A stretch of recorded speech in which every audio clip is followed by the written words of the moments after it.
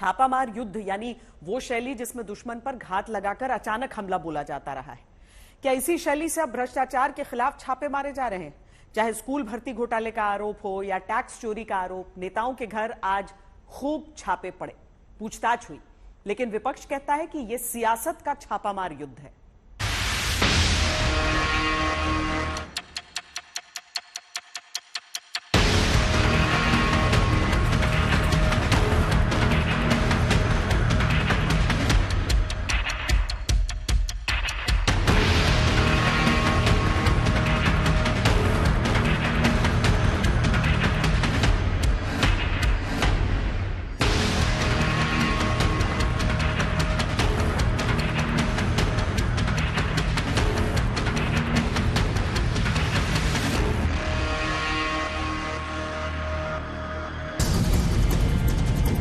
जितने भी छापे ईडी और आईटी के हो रहे हैं, तो जहां छापा पड़ता है वो भ्रष्टाचार के आरोपी हैं या फिर राजनीति के पीड़ित। इस सवाल की जड़ तक पहुंचने के लिए इस बैठक को देखिए।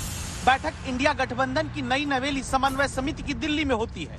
शरद पवार के घर हुई इंडिया गठबंधन की इसी कोऑर्डिनेशन कमेटी की बैठक में तय होता है कि अक्टूबर के पहले हफ्ते में इंडिया गठबंधन वाले अपनी पहली संयुक्त रैली भोपाल में करेंगे। दिल्ली की इसी बैठक में ममता बनर्जी के भतीजे अभिषेक बनर्जी को टीएमसी की तरफ से मौजूद होना था, लेकिन सुबह अभिषेक बनर्जी कोलकाता में ईडी दफ्तर में पेश होते दिखे, जहां स्कूल भर्ती घोटाले में ईडी को पूछताछ करनी है।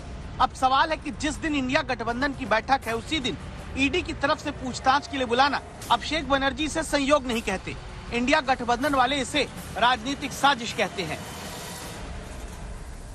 Shri Abhishek Banerjee of All India Trinamool Congress could not attend the meeting due to the summon by Enforcement Directorate arising out of the vendetta politics of Bharatiya Janata Party. ED notice क्यों दे रही है? 2 दिन बाद भी दे सकती है, हफ्ते बाद भी दे सकती है, पहले भी दे सकती है। उसी दिन नोटिस क्यों दे रही है जब कोऑर्डिनेशन कमेटी की मीटिंग हो?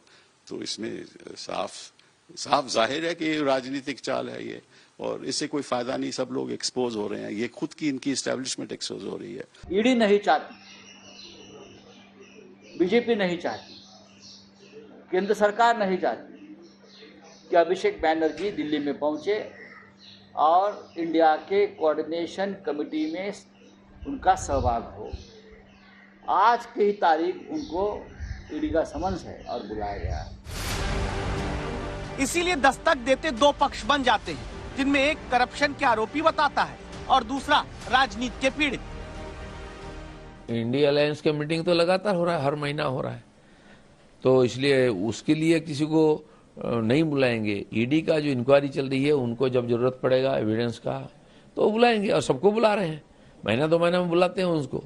तो पॉलिटिकल लीडर जो उनका तो मीटिंग चलता ही रहता है, लेकिन इंक्वायरी में सहयोग करने के लिए आपको एडजस्ट करके जाना पड़ेगा। बाकी लोग भी ऐसे ही आते हैं, पूरा देश में जगह जगह लोगों को बुलाया जाता है और एविडेंस का लिंक्स होता है, तो इसलिए ये एक प्रक्रिया चल रहा है, उसके साथ उसका क्या मतलब है? करप्शन के खिलाफ छापा मारा युद्ध कहें या सियासत की छापेमारी, इन 2 सवालों के बीच 4 तस्वीरें हैं। यहाँ सिर्फ पश्चिम बंगाल ही नहीं है, उत्तर प्रदेश, राजस्थान और बिहार भी है।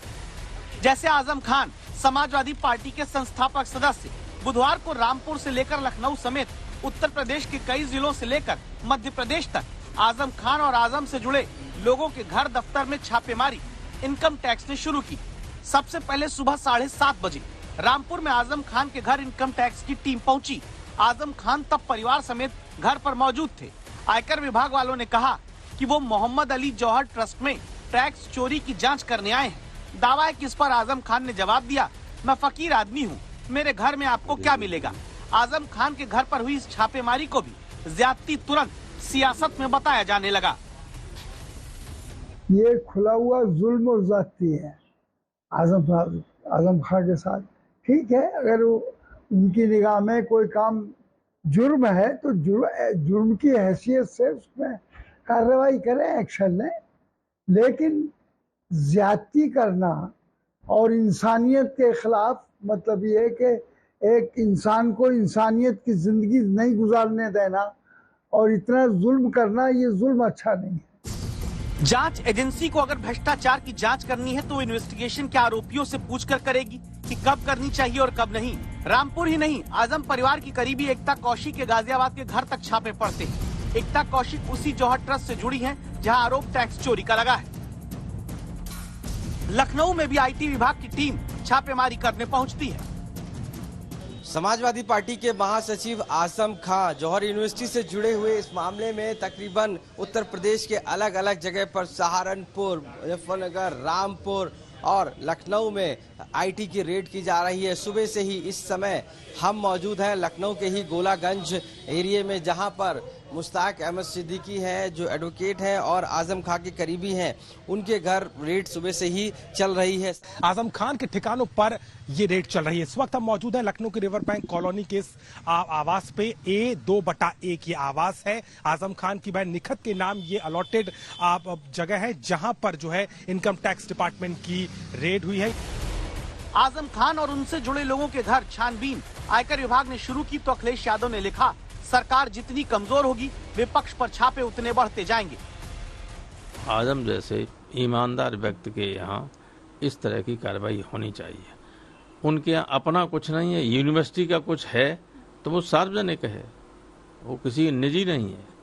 तो ये बहुत ही दुखद बात है। और देश की राजनीति में अगर इतने घटिया स्तर पर उतरकर लोग काम करने लगेंगे तो ये समाज के लिए और देश के लिए किसी के लिए अच्छा नहीं। मध्य प्रदेश, राजस्थान, छत्तीसगढ़ में विधानसभा चुनाव आने वाले हैं। उससे पहले दिग्विजय सिंह नया दावा लेकर सामने आए। आरोप ये लगाया कि जल्दी ही चुनावी राज्यों में जांच एजेंसियां छापेमारी करना शुरू करेंगी। मध्य प्रदेश में जगह जगह पर आईटी, ईडी के दफ्तर खोल रहे हैं, अधिकारी पदस्थ किए जा रहे हैं। कांग्रेस पार्टी के नेताओं पर छापे डालेंगे, यानी कि विपक्ष के ऊपर छापा डालने की योजना मध्य प्रदेश में है। संवैधानिक संस्था होने के साथ ईडी अपना काम करता है, लेकिन दिग्विजय सिंह और कमलनाथ जैसे इन्हें हमेशा यही दिखाई देता है क्योंकि इन्होंने जिंदगी में चोरी ही की है। अरे ईडी का, सीबीआई का, किसी का भी छापा पड़ता है तो आपके पेट में दर्द क्यों होता है? ये तय है कि जैसे जैसे चुनाव नजदीक होंगे, भ्रष्टाचार के आरोप से जुड़े मामलों में जांच एजेंसियों के छापों की टाइमिंग, पूछताछ की टाइमिंग को लेकर हर बार सवाल उठाया जाएगा। लखनऊ से आशीष श्रीवास्तव, अभिषेक मिश्रा, कोलकाता से अनुपम मिश्रा के साथ रवीश पाल सिंह, भोपाल आज तक। छापों की टाइमिंग पर अभी विपक्ष सवाल उठाता है। यही सवाल यूपीए राज में भी उठता रहा है। एक उदाहरण याद कराते हैं। 2013 में यूपीए से डीएमके के अलग होने के 2 दिन के भीतर सीबीआई ने डीएमके के बड़े नेता और अभी तमिलनाडु के मौजूदा मुख्यमंत्री एमके स्टालिन के घर लग्जरी कार से जुड़े मामले में छापा मारा था। सरकार से अलग होने के 2 दिन के भीतर छापा यूपीए राज में डीएमके के बड़े नेता स्टालिन के घर पड़ा था, यह भी हकीकत है।